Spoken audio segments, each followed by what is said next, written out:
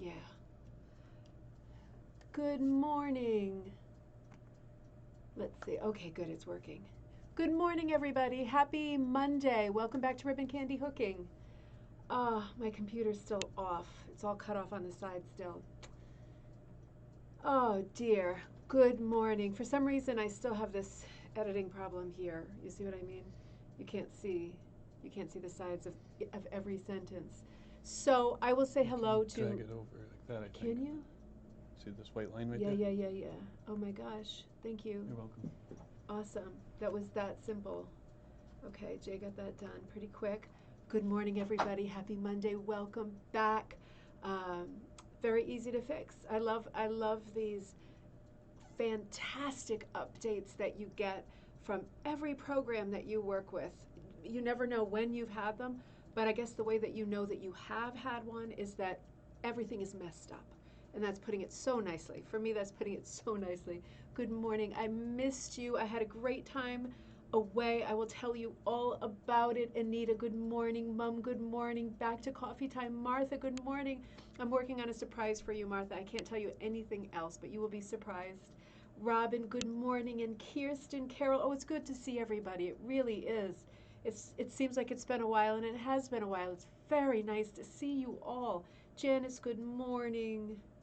Let's see, I'm so happy my computer's fixed too. It was so easy. Cynthia and Beverly, good morning. Penny, good morning. Catherine, Carol, everybody's on. That is great. Anne, good morning. Patricia and Linda, good morning. Joy, good morning. And April, oh, good. Yeah, we had a good time on Cape May. Thank you so much, Linda. I really needed a break. I got a break. It was very nice. We had a lot of laughs. I was with my mom on Cape May, which is New Jersey, and neither of us had ever been there before. And I have to say, hey Heather, hey Joelle, good to see you. I have to say, it was fun, and the architecture was beautiful and fantastic. But I am definitely a Cape Cod girl. There is no question about it. It was very, for me, it was very sort of t-shirt driven, and lots of restaurants with sporting events on the wall. I loved the architecture. We had some laughs, and we had some real issues because we were staying at a place called the Angel of the Sea, which is this beautiful 1880s bed and breakfast, and it's enormous. It's must be the prettiest building in town. It's not in the center of town. It's hard to really nail down the center of town because I was picturing something more like, if you've been to Newport, Rhode Island, something more Main Street driven, where there's like a proper Main Street with lots of galleries and unique shops and things like that. And again, it was like a lot of T-shirt type stuff. But the architecture was beautiful. But our main problem too was that it was like a hurricane type storm happening while we were there, right, Mom? And we were up in the turret of this old Victorian. And the first night, they were over 50-mile-an-hour winds, and it was like climbing and climbing. And I took a sleeping pill so I could sleep through it because I anticipated having a lot of trouble. That always worries me, thinking about windows breaking in and stuff like that. But we were in the very top turret, the top floor of this old place, and the wind was just unbelievable. It just literally kept me up all night. 2 nights it was windy. The first night it was deadly windy. I don't know if that's typical. It seemed like local people were saying it was not that typical, but it was absolutely shocking. It was like the entire night, that feeling, if you've ever flown and had turbulence, that feeling you get in the pit of your stomach when the turbulence just starts and the plane shakes or rattles really hard one time, and you just think, is it going to keep doing this, or and then you start looking around and panicking. My mom was sleeping, so that was reassuring. You always want somebody to be calm near there. I was not calm. So that was a bit rough. It was very stormy. We got a beautiful day our last day when we were heading home. We accidentally stopped in Atlantic City because we were in search of, totally scary. It was like that pit in the stomach thing, when the plane like goes like this, like, side to side and up and down at the same. It felt like that. And indeed, when we woke up, all of the pictures in the room were like crooked. So it was like, oh my God. But beyond that, one of our other huge problems was, I wish that the people at the hotel had told us, I'm not going to complain this whole episode, that every parking space in the city within like a 5-mile radius, you need quarters only. including like parking lots where you go to the machine and put it on the dashboard, not just meters, also quarters only. So we had a lot of trouble with toll booths on the way there because I haven't seen a toll for years. Like all the New England states I go through, no tolls. It's like, they record it and they send you a bill, which is perfect. These were, endless tolls. And then there was one toll, quarters only, that was not manned. And the receptacle that it appeared you were supposed to throw your quarters in looked like a urinal. I mean, it was just like this weird white cone that you're just supposed to chuck change it. It was a lot of unexpected stuff. I guess we are such New Englanders. We are so set in our ways. But we had some good laughs. My mother remarked, I think quite rightly a few times, that she was amazed that the entire coastline had not like sunk into the sea under the weight of meters filled with quarters. We had a really good time. The architecture was beautiful. It was beautiful. Super high Victorian, also very quirky. Some parts reminded me of like New Orleans. Other parts reminded me of like Savannah and Charleston. They're very pretty, very pretty. It was just nice to be together with my mom, and we worked on our projects. I'll show you what I was working on. I was working on a mermaid because of the Angel of the Sea and the nautical stop and all that stuff. But, oh, good morning, Sheila. Good morning, Christine. So I worked on my mermaid quite a bit. I got quite a bit done. She's been curled up this morning. I was doing quite a bit of packing.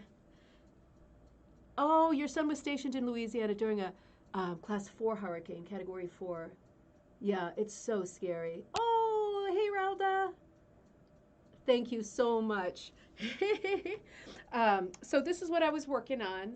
I'm really happy with it, actually. I was using really, yes, New Jersey, you are lovely, but those darn quarters, we will leave it at that. Those darn quarters made it hard to get out of the car and walk around. But yeah, so I was working on some like real sort of, not primitive, but sort of Santa Fe type colors. And the thing about this that, I was doing like an illumination on the top quarter, dark light, dull bright, right, our mantra. So, and I try to go for this effect a lot, which like her mermaid tail that goes really light on the top, down to the dark. I used to love to work when I worked more in art and illustration. I used to love to work by doing watercolor and then doing very bold pen and ink lines on top of it. And I try to always get that effect when I'm hooking. I just realize that I do that, but it's because it's what I know. Thanks, Linda. Yeah, so I was doing that a little bit with the tail and the edges, and then, I hooked in. We found a yarn store in Cape May. I hooked in this stuff. You see this really bright hair?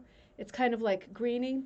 Well, we stopped in a yarn store, and it was really yarn and fabric, so like quilting and knitting, not hooking.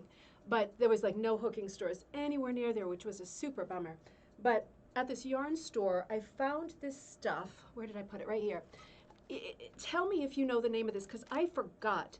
And they had it in a bunch of different colors. I feel like it was something like Angelica or Angelique or something like that. It was like a name.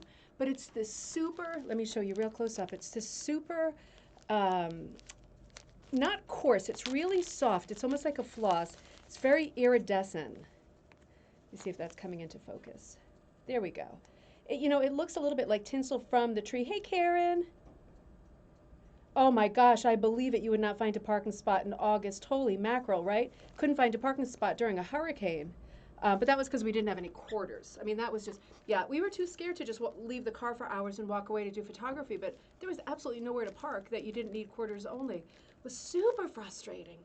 And then, of course, we did accidentally go to Atlantic City because we were looking for this bookstore called the Princeton Bookstore. And I foolishly, just quickly looking at my phone, thought it was in Princeton. And I thought, that's got to be really nice, right? An Ivy League school there. But Princeton Bookstore is actually in the center of Atlantic City. So I was driving right through the city towards Caesar's Palace. And we were like, we're not casino people. It would just, we had Angelina, thank you. So it's this, so you can look it up that way. It's a high sort of tensile, right? Isn't that the word for the strength of something like hair? It looks like it would snap and be impossible to hook with. It's super easy to hook with. It's incredibly strong. It's a little bit stretchy. It gave a great effect. I wrapped the hair around this really enchanted fiber. That was it, Linda. It was enchanted fiber. The ladies there were so nice. And there was another yarn store, but it appeared to only be open for curbside pickup, and we wanted to fool around. But it was enchanted fiber. It was so good.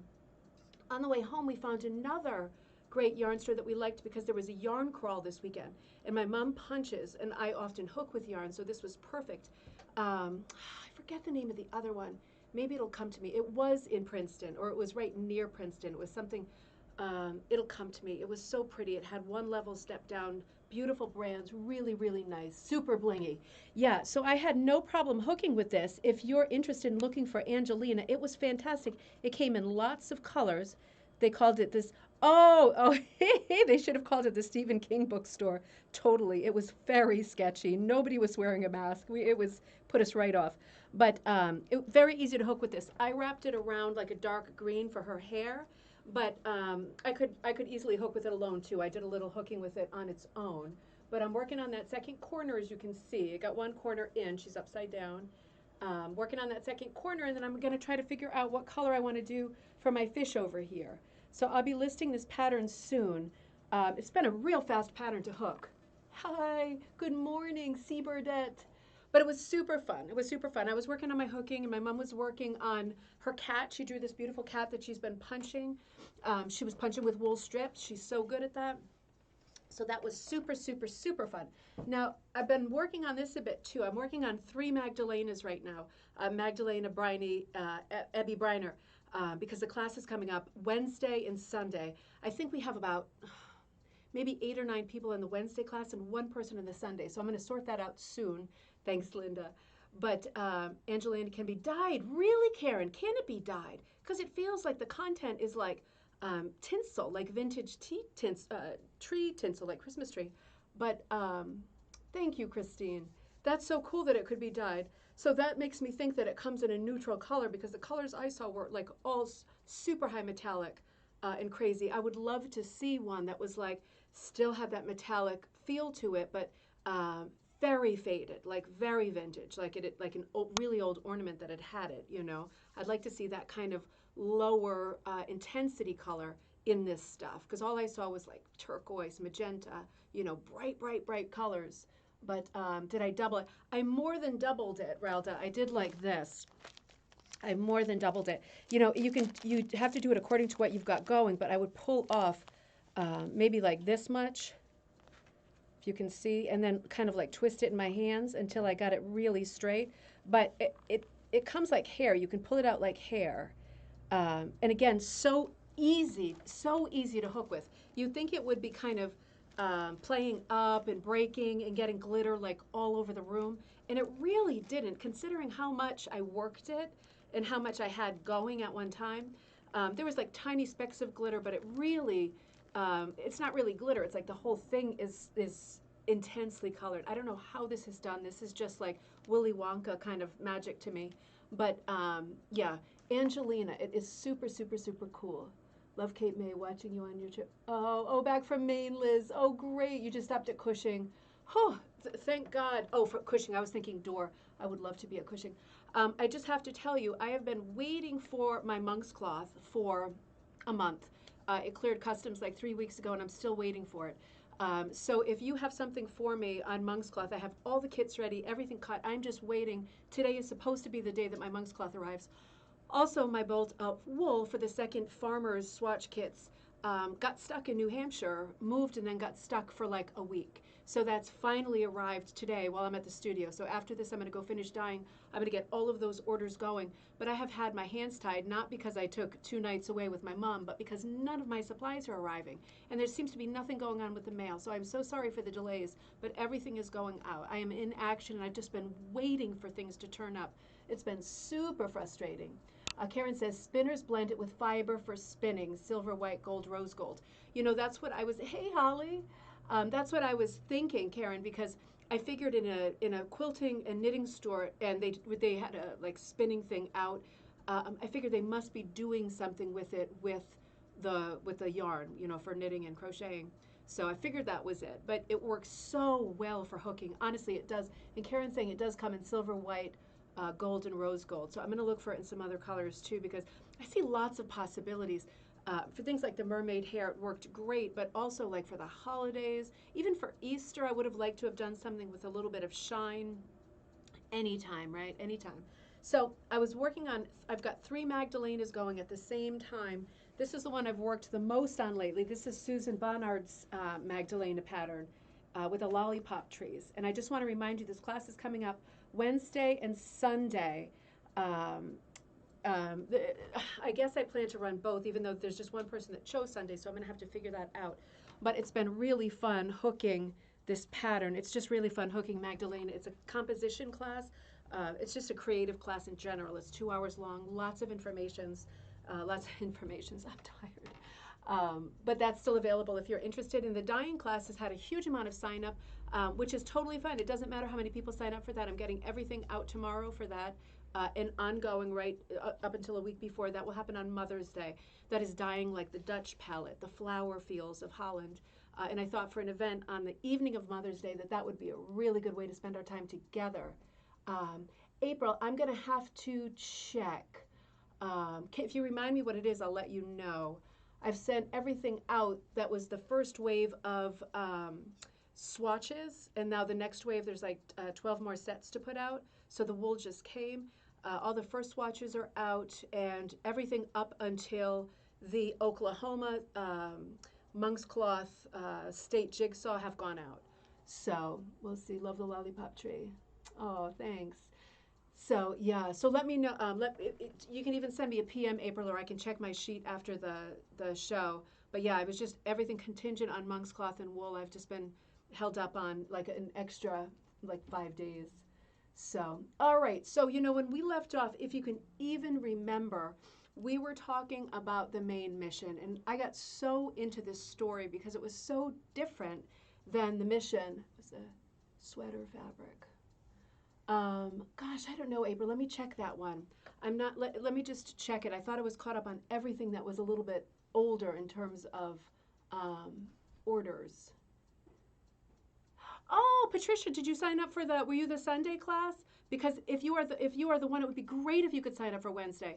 I always have more energy during the first run of a class. But yeah, if that's you that did the Sunday, my list is way across the room. But that would be amazing if you can. That would be amazing, if possible. So we were talking about the Maine mission in this great book called Sadie's Winter Dream.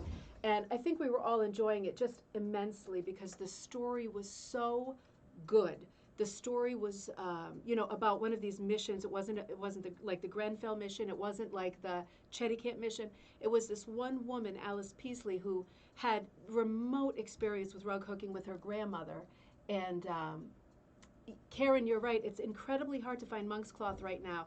I'm just going to take a detour and say, the monk's cloth, wherever these big companies are getting it from, it is seriously backed up, like crisis backed up. So even ordering it like a month in advance, it's not coming within a month. It's crazy. And on most of the selling websites, if you want to buy something in quantity, I don't mean wholesale. I mean even quantity. They don't even let you select it and put it in your cart because they just don't have it. So my advice to you, if you buy monk's cloth and you hook it home and you like to have a larger amount to get a better price, get it now if you need it 2 months from now because it is a huge problem.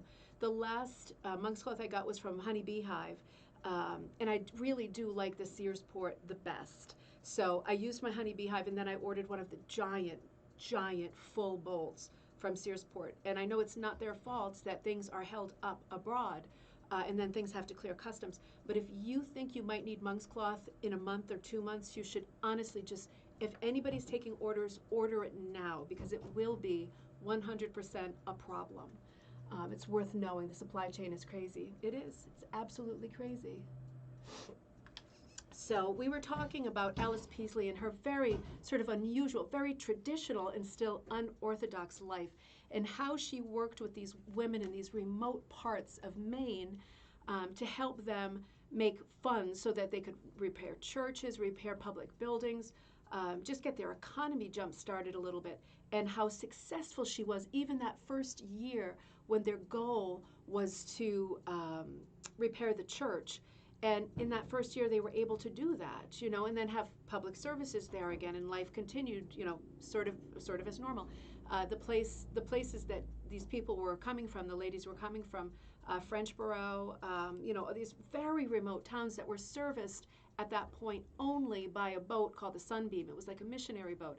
They were servicing the whole shoreline in this part of Maine, and nothing else was set up. These were considered very isolated, troubled, economically in crisis areas.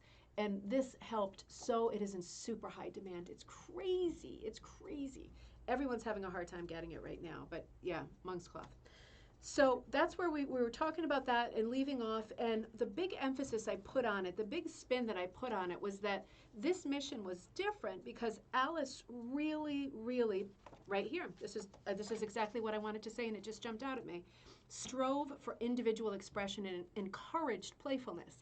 You can imagine in this kind of a community, playfulness is just not happening. People's lives are grueling. If you remember the quote of a young boy whose grandmother was a hooker at the time in the mission, as a much older man, he said, there really was no time for life and for fun and for leisure. It was just from a very early age, grind, responsibility. Health is a huge problem. People are working under terrible circumstances and very, very long hours. Ralda says, who has the best monk's cloth?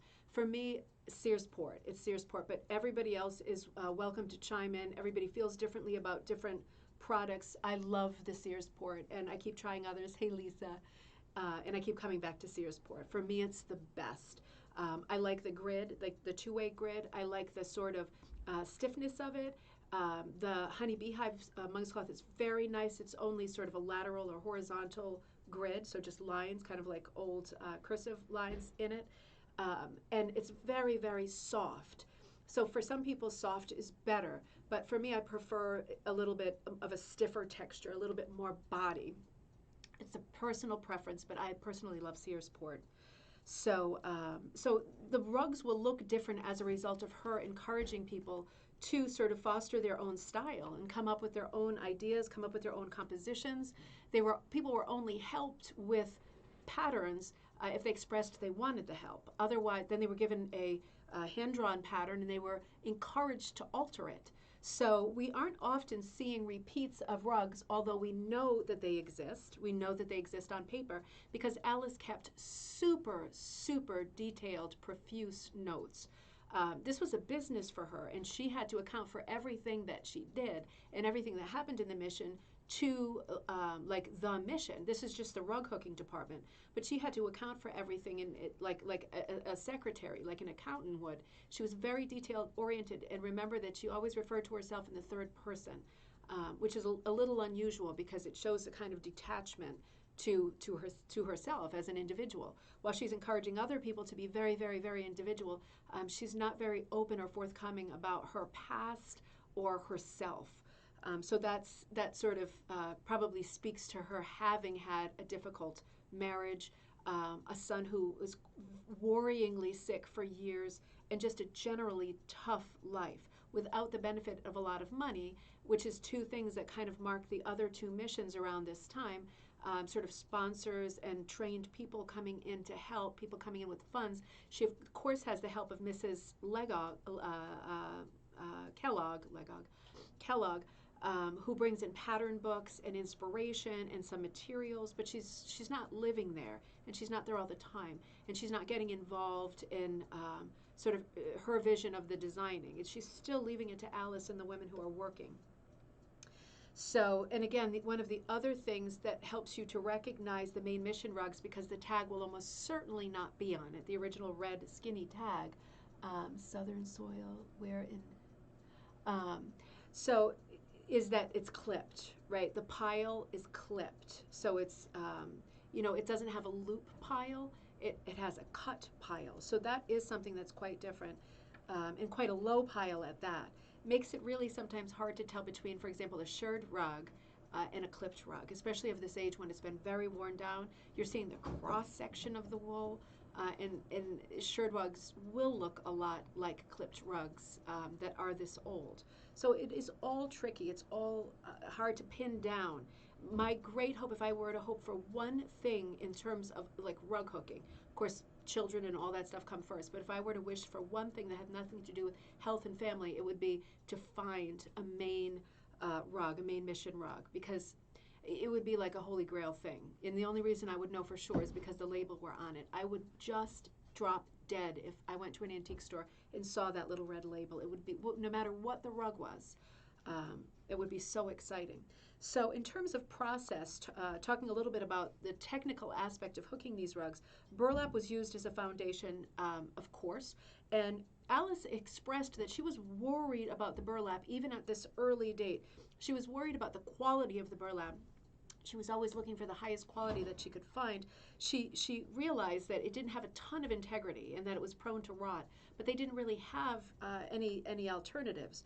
So she said it was regrettable that she used burlap because it also, she didn't say this, but in retrospect, it's high uronic acid content, leading to disintegration and rot. After the rug hooker determined the size, the design was just drawn onto the pattern. If you were doing a repeat, you would just copy it again and get it as close as possible. Drawn onto the pattern and given to the person that was hooking it. Now, the women were instructed about what colors they could use and where to use them, but they were given great latitude. So, especially at the beginning, you know, there was like more of a shape at the beginning, and as time went on, she found that it was better to just let people's creativity come out, because remember, the wonderful byproduct of this particular mission was that the more women hooked, the more they sold, the more affluent the community became. It wasn't ever affluent, but at least stable, right? Fixing problems, identifying problems, fixing problems with money that they didn't have before. And that wonderful byproduct being that the men seemed to all of a sudden have more respect and to actually see the women because they were contributing to life. They weren't, you know, just on the sidelines, a victim of everything that was happening to them. They were fully capable of making money and improving the circumstances of all.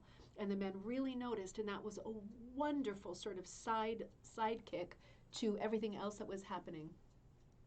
Have you tried looking on eBay for rugs? Yes, Holly, I look on eBay for rugs multiple times a day, and I have bought a lot off eBay, and they are often good. They are usually okay, and they are sometimes good, I should say. They never look as good to me as they do on eBay, but this one is from eBay and this one is from eBay, the same seller, and they are my two best rugs. I love them so much. Worth looking. If you see rugs on eBay and you're wondering in terms of collecting if they're any good, you are always free to send me the link. I will never bid on it. If you're sending me the link and you're bidding, I will never do that to you, I promise you. I don't have tons of extra money to blow, number one, and number two, I just wouldn't do that. But if you're looking for an opinion, or for somebody to say, well, listen, this could be a thing, so just think about it, I'm always happy to do that. Always happy to do that. And I will not publicize it on the show if you're bidding on it. I won't do that. I've done that a couple times and I feel bad bringing up McAdoo rugs and really sort of collectible rugs while people are bidding on them. And I know it's so hard to win. So they're working on burlap, and they're working on frames that are constructed by fastening 4 pieces of wood together at the corners. So basically a primitive frame, a basic frame, obviously no teeth. They can be using tacks, right? In fact, I just pulled some thumbtack. I'm not going to reach for them. They're like oversized thumbtacks out of something else that I bought, an old thing that I just bought and was taking a closer look at. I'll show you that tomorrow. But yeah, using thumbtacks is a great way to stretch. And also remember using pantyhose on the side if you're doing a floor frame and you've only got top to bottom tautness and you need it side to side as well. Lacing pantyhose. There's all kinds of ways to get it taut, but they were using just basic frames with tacks and tying and that kind of thing. Meanwhile, materials, so then they would be gathering their materials once their frame was ready. Usually the man of the house made the hook, and then they would be looking to gather materials. And they blew through a lot of their own clothing. There's one story where Alice proudly recalled one instance when the color rose was needed for a flower, and she happened to be wearing rose-colored stockings, like pantyhose. So she actually removed them, washed them, and literally a few minutes later, they were being hooked into a rug because it was the very color that was needed. She was always proud of those stories. Remember the story in the Edwin Valentine Mitchell book 2 about the lighthouse where the lighthouse keeper came and knocked on her door in the middle of the night and said, I need a rib from a corset and like a bobby pin or something like that, and she had them. She's just one of these very capable go-to women in every way. So she was very happy to give up her stockings or anything to keep these rugs going. Gathering material is really what they did. They didn't shop for fabric. There wouldn't be any place to do it. So they just gathered and used as much as they could sort of get, let's see, material from, unusable clothing and that had been donated, that kind of thing. If dyeing was needed, Alice also did the dyeing. And then the rags were soaked in a dye bath and dried. There's a good record, and I'll show you that probably tomorrow, of her dyeing different colors, natural dyes at this point. And she does switch over to aniline dyes. I'll tell you about that today, actually, because that's an interesting story. She definitely preferred the aniline dyes, meaning the chemical dyes, because they, number one, there was no sort of endless setting up, prepping process, not to get the color out of whatever your natural source is. Leaching color, and there was no way to control it. You didn't often get the same color twice. So when she had access to chemical dyes, she was all about the chemical dyes. It was very easy to measure. It was very easy to get the same effect twice. It was very easy to match. And it was fast without all that prep work. It's just a few grains and it's done. So saving time was obviously a huge concern as well. She had many dye books, some natural dyes, that belonged to a woman called Cordelia Stanwood, who lived locally. She was an ornithologist, so she studied birds. She also hooked rugs and made baskets and did lots of stuff, and she did use dyes. She used natural dyes. So she gave Alice her books, and Alice was able to do a lot with dyeing, pre-chemical dyeing for Alice. In her notes, Alice referenced the expenses for aniline dyes, and she actually wrote, this is a quote, "Aniline dyes have been used in simple mordants like salt and vinegar, and a few vegetable colors are used, for example, vegetable skins like onion skins. But she says while they're permanent, they're more crude than chemical dyes or aniline dyes, and she says they are not to be recommended. And she's saying they're also the vegetable dyes are too bright and sort of garish, and this is actually bold-faced fib, because that's not true at all. The vegetable dyes and the natural dyes are absolutely more mellow and subtle. But she's making the argument in the paperwork that this quote comes from. She's making the argument for the chemical dyes because she's sort of writing them off as part of the expense, and they're going to cost more than using onion skins. But she's making lots of points about the benefits of them, and they're not quite all true, but I'm sure for the greater good they serve her argument and her purpose, which is to continue dyeing stuff quickly and easily, a lot less labor intensive.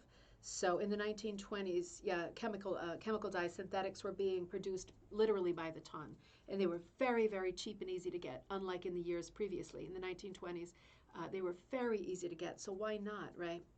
So let's see. So she's collecting all the rugs that they make, and she's bringing them to Bar Harbor. She drives them to Bar Harbor. This is the automobile. This is so cute, used for the mission.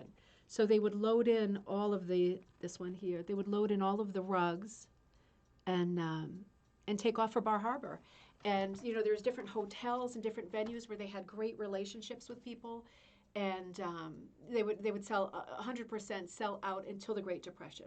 Starting 1929, 1930, obviously rugs are not being sold. People do not have extra money for pretty things anymore. There's a massive, massive shift. So she's taking off to Bar Harbor, and she's having 100% selling her rugs in Bar Harbor. Now, she will be approached because of Mrs. Kellogg, who invites her one winter when they're not working. It's the time off, to New York City. And in New York City, Mrs. Kellogg has set up lots of appointments with different people. And Alice said, like, there was at least one appointment a day, somebody who they might make a connection with and strike a deal with about selling the rugs. So Hecht's was one of them, the department store Hecht's, Hechts. But they wanted such a big cut that she said, it's just not worth it for us. There's no reason, we're selling the rugs anyway. There was a few other, something like Buttons and Beads Novelty, or some other companies that were quite big at the time that wanted the rugs also. But she just couldn't sort of reconcile with giving up that much of a cut when they weren't having a problem selling. So the idea of being in fancy department stores and all that, as enticing as it sounded, the business aspect of it proved to be just to not make sense. So she just continued doing what they were doing because if it ain't broke, why fix it? And she really was in charge of all of the marketing. And she did make good decisions considering almost every year of the mission, it was a sellout. There were no leftovers. It was just like one sellout year after another. So, yeah, at annual meetings of different lodges, she would just drive back and forth to Bar Harbor, Hancock Point, all these different towns, New Harbor, Christmas Cove, Holly Inn, Heron Island, Seal Island, Booth Bay Harbor, setting up exhibits all over the place because all of these places have what are called at this time rusticators, which are people who like the rustic life and are tourists. So rusticators are coming out of the woodwork and traveling to Maine, and they are snapping up rugs at all of these cute places, hotel lobbies and all these little exhibits and town halls. And Alice is arranging all of this. Altman's and Wanamaker's also, the Needle and Bobbin Club, all of these people wanted the rugs and they just didn't get the rugs. They were selling out the way they were. So again, didn't make any sense. Now let me tell you really quick before I end. I showed you some of these rugs last week. I want to show you some more. I want to tell you a few more things, so we'll dip back in tomorrow. I think I showed you many of these rugs, but I'll just flip through real fast again. Beautiful colors. You know, they're trying to get the Maine feel and the Maine colors going. Really, you know, if you remember that quote from last week where she said, you know, what these rugs have in common when you're trying to identify them is some kind of je ne sais quoi. Like you can't put your finger on it, but they do have something in common. Part of it is the color. Of course, part of it is being clipped and having that velvety nap. But there is something about them that is unifying. Now, I want to show you, before I forget, this cover design, this rug, this is referred to as Sadie's Dream, this particular rug. It is so exquisite, and this is the finished rug. At the end of this book, she talks about all the different categories of rug that they did. You can see this is a absolute blockbuster rug done from this print, right? That is the inspiration. It's a little still life, right? Tropical marine still life. And Sadie ended up making that rug. That's not Sadie. Let me show you Sadie. I'll show you Sadie. And the really beautiful, romantic and whimsical thing about this rug is that, let me show you Sadie first. This is Sadie. Sadie obviously grew to be a great age, was very involved in the rug making.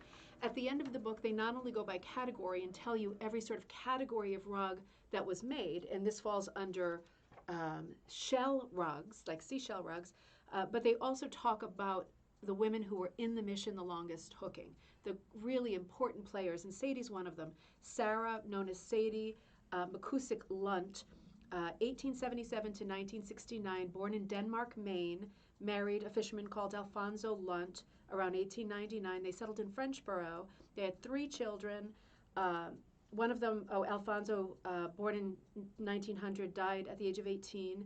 Gertrude, born in 1901, was a stillborn daughter. And Sadie was yet to lose, another child. So basically she's losing all of her children, right? This is how unhealthy life was at this time, what a worry, anything to do with medical sickness, anything was. People just dying left and right in these remote areas. So she had lived a life where she basically lost so much, all the important things. And she still, she was constantly looking out for the Sunbeam, which was a missionary boat that brought supplies and brought a minister that basically held the spot of church in a lot of areas.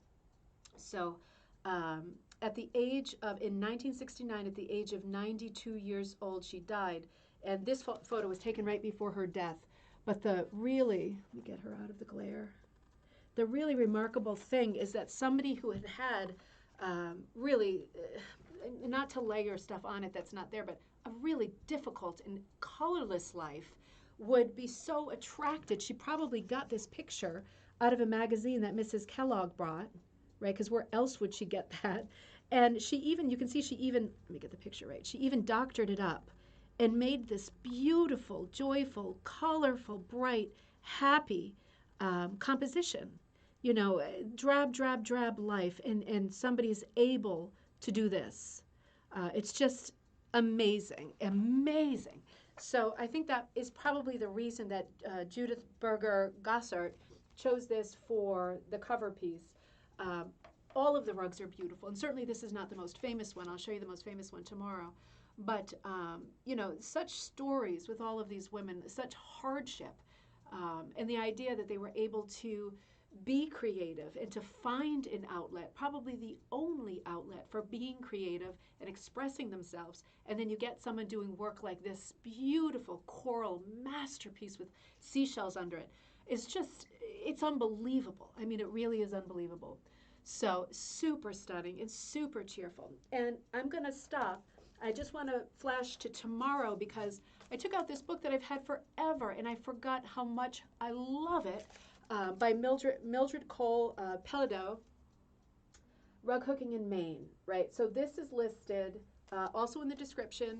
You're going to love this book. There's a great chapter on the Maine mission rugs, and it has different information than what I've given you so far. This is such a well-researched rug. What a piece of history. What a historical document. So academic, so inspiring. Another great book. So we're going to look at this tomorrow. We're going to start by looking at the parts of the Maine mission that were not sort of discussed in Sadie's dream. So this is a complement to this. If you're having trouble finding Sadie's dream, you're going to find a lot about the Maine mission in this book too. These are both listed under the description. And then we're going to look at some other aspects of this Rug Hooking in Maine book, because basically every chapter is worthwhile and fantastic. And so many of these things, so many of these people, so many of these places we've already talked about on Coffee Time, but why not revisit?